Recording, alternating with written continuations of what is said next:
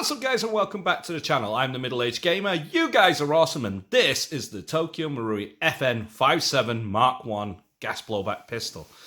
Released approximately 8 years ago or a little bit more. This is a one-to-one replica of the FN Five Seven, a truly remarkably futuristic modern classic, I guess is some of the phrases I would use to describe it. So with that, let's get into it. This is just classic. As you can see, classic packaging from Tokyo Marui. They just know how to present it. Even though it's 8 years old and it's back with their foam tray days, it's still good. You know, you have your instruction manual, which is awesome, with your cleaning and jamming rod just there on the side. We'll just lay that off there to the side. You have your actual be aware about gas and using TM stuff, especially with Neutral 1 or 134A gas, which, believe it or not, spoiler alert, this runs on green. That's some weird disclaimer warning, what have you. If you freeze frame the video and Google Translate it, I'm very sure you'll be able to tell me what it is in the comments. To be honest with you, it's one of those. Now, as always, I'll start with the bits. You get your, I would say, nice little label here telling you it's the Tokyo Marui FN Five Seven and it's high kick, high grouping. We'll see in the chronograph test. Now, underneath that, you have your regular bag of BBs. These are really good, so keep them. They're very good. Your barrel plug. And underneath that is your magazine dry fire adapters, which are cool. Now, let's take a look at the gun itself. The first thing you'll note when you pick it up is, oh my god, how light is this pistol? It is shiny with a polymer build, but it is lightweight. Now, this literally has been built one-to-one to the original, which is really good, except obviously it's got the airsoft internals instead of the, how would you say, real steel firing controls inside. But they're pretty close, and certainly in weight. The real steel is a lightweight pistol. It was designed that way, and this is no slouch. Now, let's get rid of you. Yeet. Okay. Now, the first thing you'll notice is the shape. It is so futuristic to look at. It really is like something out of a James Bond Moonraker or a sci-fi film, to be honest with you, especially one from the late 90s, early 2000s. The shape itself is functional. It's definitely nice. Takes a lot of that sort of like modern aesthetic that we see with polymer pistols, especially stuff like the USP and the 226s and so on, which were the kings of the hill at the time that this gun came out. Now, one thing for sure, the FN Five Seven, I would say, is not a small round in length, so the grip you would expect to be huge, but it's not. It's really comfortable to hold. The only thing I will tell you is that after a few mags, this checkering here that you can see, this pinhead style checkering, does start to bite into your hand. You have your FN logo, which is one of the only times you'll see this lovely FN, I would say, logo on the gun, especially with the Mark 1, as this is based after the prototype version of it that went for military trials. Sadly, it wasn't accepted as an American pistol. It was adopted in Special Forces and it has been used, but it is like anything. They have a plethora of absolute amazing weapons and they use a few of them. But yeah, absolutely stunning. Now, you do have your really, I mean, if I can show it here, you have your enlarged mag release button. It is reversible, but you have to take the slide off and flip it to do so. So you could have it coming out of this side if you're a lefty. But apart from that and the safety here, that's the only ambidextrous controls. The actual slide release is not, so you are going to have to slingshot it if you are running this left-handed. Now, moving up from the grip here, which is quite ergonomic, you have your flat, sort of very wide. Let's see if we can get that on there. You can see it's a very wide. This is kind of like what Canik did with their TP9 series, except without the dingus bit, the safety. But it is very wide. Now, that's great because it allows you to get purchase on it, and especially the wide trigger guard for winter gloves is really good. And airsoft, because remember, we're wearing airsoft gloves with knuckle protectors on there, which is kind of like wearing military winter gloves. And so, therefore, you know, it's really comfortable to shoot, to hold. Wearing gloves, this is awesome.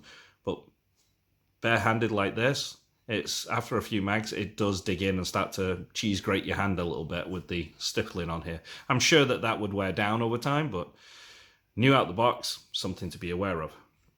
Now, slightly up, you have your slide release, which is quite nice. And it's a really good, how can I say, place. You can easily get your thumb on it and drop it. It's not like, so how would I say, if you look for a 1911 that's up here and you're having to extend your thumb too far and break your grip with this, you don't have to break your grip. You can just click.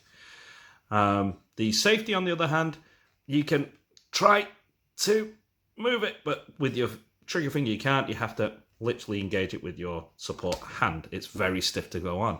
But to come off, and this is the weird thing, to get the safety off, you can click. Do it easy. Don't ask me why. I guess it's the Belgian way, weird way, but it is what it is. You have your disassembly lever there. Now, slightly forward, you have your more modern, remember again, for this era of the pistol's life, you know, it was still not fully adopted as Picatinny because HK had their weird unique. The 226 had a, how would you say, a railed version released afterwards. It was, but there was no, so the original one didn't. So it was kind of like a mix in between. So that's kind of cool that they were forward thinking at the time. Now, again, throughout this design, you can see all this lovely texturization throughout it. All these rivets that you see are steel rivets. They're full metal rivets, as you would call it, made of steel, obviously, for support. It's really good. The trigger itself is metal and it is aluminum, but it's fine for what it is. Now, speaking of the trigger, let's have a look at the brake before we flip over. You can pull it about 2 mil to the wall, then there's a slight pull, and you have that click. Now, when you do it, you feel it has a long, there, I don't know if you could hear that, but if I bring it up to here, there it is, click, and it's right near the end of travel. But there's the wall again. It's a weird trigger, but for a mil-spec gun, it's perfect. You do have your texture in here for charging the slide, and you do have on these sides these elongated ears. Does that remind you of something? To me, that's VP9 right there. Now, on top, you do have your 3-dot sights with a weird sort of like trough type with a V. And then you've got your front sight here. They are metal as well, so that's awesome. This rear sight can be taken off and fitted with the adjustable one from the Mark II. Because the only difference between the Mark 1 and 2 was the rear sight being adjustable and FN logos all over. Now, on this side, because like I say, this was based off of the earlier version, this has your patent number here, or patent number if you're in the US, stamped on that side. And on this side, we get, if I can bring it into focus, we have the Made in Japan stamp there. That would not be there. That would be, how would you say, your FN, I guess, in the real steel. And then here we have your, if I can get that in, there we go, your ASGK, which is your Japanese proof markings. There is a proof mark here that's been stamped in. It's hard to make out with it being molded in plastic. And then you have a caliber 5.7 by 28. You have an aluminum plaque molded into the actual frame with your serial number on there. It's unique to you. And if we go up here to the breech, let's see if we can get, there it goes. You have your 5.7 by 28 in there. And your FM markings on this side. So yeah, straight away, an absolute beautiful gun. Now, a lot of what makes this special, you have to actually see in the takedown. So with that said, in that respect, let's have one quick gander at the magazine before we get going outside the chronograph. This is a 20-round magazine in the real steel world and a 26-round magazine in airsoft. So not that far off. And it's not that far off a high capper, so it's very doable as a primary weapon even. You have full metal build here with a polymer feed lips and a polymer base plate on the bottom of it. You, bring in that there. Your magazine here fills from the bottom, which is awesome. And you've got your follower here. Now, you would feed from the top is a lot easier because you do have a little hole here cut out. but when you pull the follower all the way down, the tension's quite a lot, and you really do need a specific, I would say, speed loader to fit that and get them feeding in. Any of the more modern wide ones just won't, so feed from the top is a lot more simpler. And as you can see, it's a lovely gun. You have your markings here on the side, your 5.7x28, your 20 round there, and if I'm right, you have your quality mark right here. Well, dunk, come on, there it is. There you go. Which is absolutely awesome. So yeah, this is absolutely a phenomenal magazine. It's nice and hefty, and like I say, it's really good. So with that said, let's lock it in, go grab some BBs and run it. Okay guys, so let's shoot this FN 5.7 through the chronograph. I'm using 0.2 gram BBs and green gas.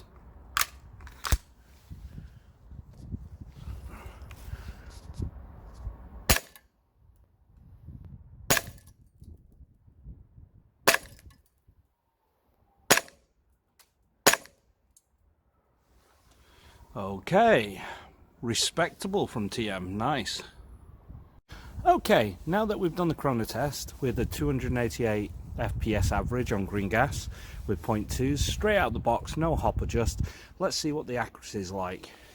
We'll step it back to about 10 meters or so, which is more than enough to at least see how this gun shoots.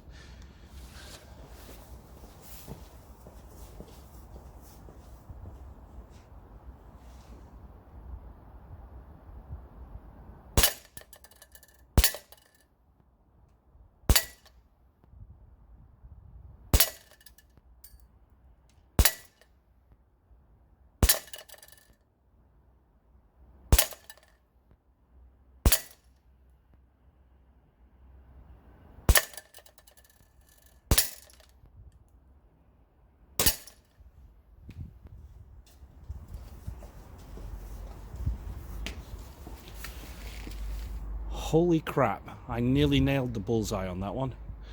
Wow. That is amazing. Okay, so that went well. All right.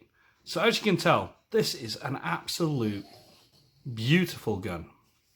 So if we remove the magazine, let's look at her insides and see how it works. So if we charge it to the rear a second, and when it's to the rear like that, it'll cock the hammer, making it easier to remove it.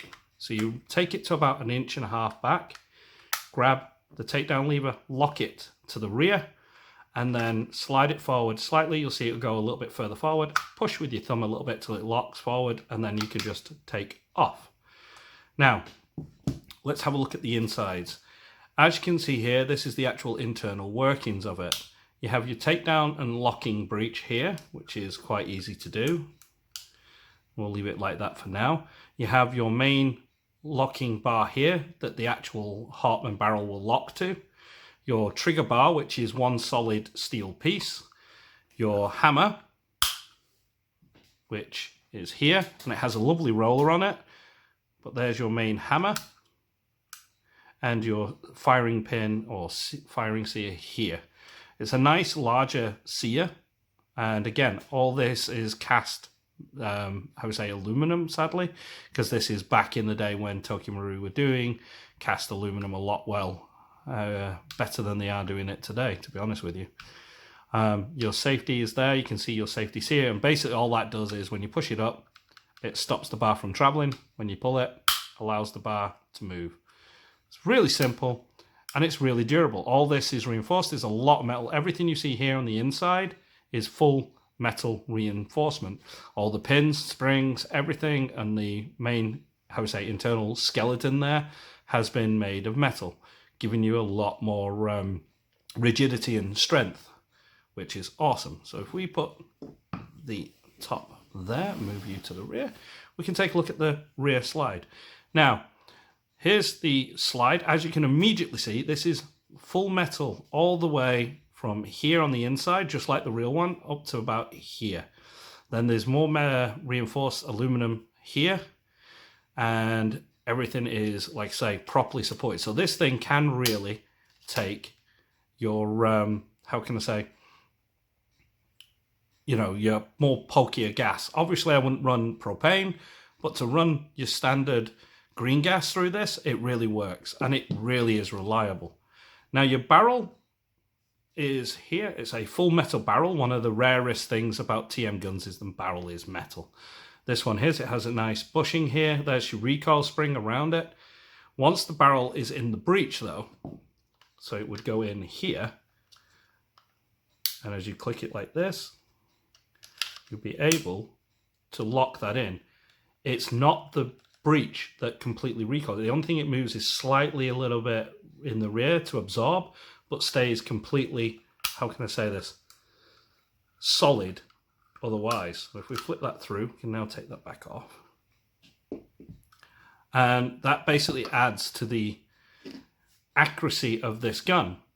Now the hop is adjustable. You have your traditional little rotary wheel here, so you can adjust your hop. And like I say, it is completely rigid.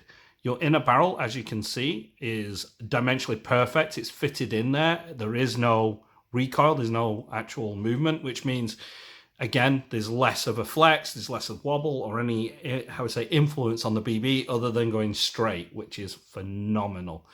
There's your hop chamber going through. This runs on a standard gas blowback in a barrel, and a standard maple leaf bucking will fit. Again, back when Marui was setting the trends, as they say. So if we push that all back in, that fits nice and flush in there. Your nozzle is a 15mm nozzle on there. Oh, it's just a piston head. So you get the nice hard kick, and is all secured in with a single screw here at the rear, which is nice. Now, reassembly of this is probably the trickiest bit. You just put it straight down on there, pushing down at the rear a little bit, releasing the sear here until you can feel it go in. You should hear that there, the click, and now it's locked on. Just to check function, put it in.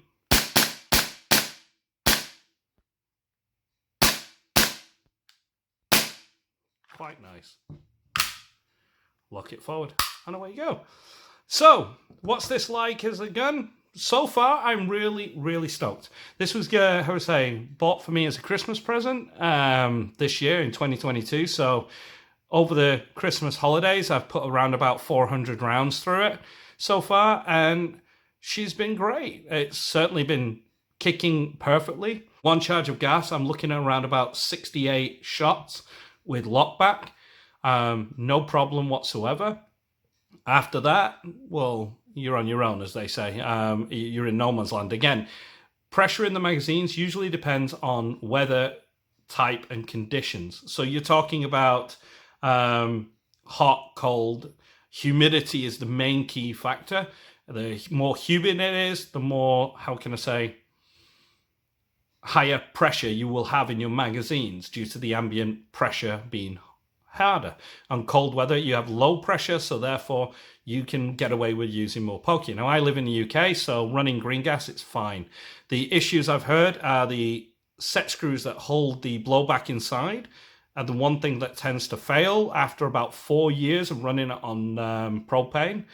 So, yeah, do with that as you wish. I've been running it on green gas. I did try it on Neutral 1, but here in the UK, with the temperature and the pressure as it is, it wouldn't even go through a full mag. But the moment you put green gas in it, it's 3 mags, 4 mags, you know, easily.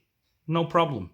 So, again, gas is dependent. And I think that's the one thing we need to take away with Tokyo Marui. You have to actually do your homework and try it. I would obviously break the gun in with Neutral 1. And once it's had a few magazines put through and you filled it a couple of times, you know for sure what your Neutral 1 will do. And if it's struggling to get through 1.5 mags, run it to Neutral 2 or green gas and see what that does. And if you get more, great, it will run it, because obviously in the climate you're in, or the area you live in this planet, means that you can get away with it. Obviously, I would never try to run green gas in, for instance, Japan, or if I go to Vietnam, for instance, I wouldn't use it there. I would use just Neutral, you know, standard entry-level Neutral 1 or Ultra Gas, Abbey Ultra, or something like this. But here, you can get away with it easily. In North America, you can get away with it easily on green gas, no problem, and it'll run all day long. And she's bloody accurate, especially as you can see with the groupings we did. So yeah, it was a great proof of concept. It's a great historical gun that sparked the, how would you say, 5.7 cartridge's popularity. Other than the P90, because if it stayed with the P90, it would have died out 10 years ago. No matter what movie uses it, whether it's Stargate using the P90, etc., that round would have killed it because no one makes a custom round for a custom gun anymore. It's not economic. And FN knew this and thought, well, we can use the same round in pistol and in that, in the SBR, as you would call it. And that sparked other people. Now you have, I believe, CMMG do a Banshee in it, I believe, or is it the Diminisher or something weird, Crane? There's so many, like, say, little guns now that run the 5.7 cartridge because it is cheaper than a 5.56. It's more, how would you say, range friendly, and it's an okay self-defense round for home defense. You could buy yourself an FN 5.7. There's a Mark 2 and 3.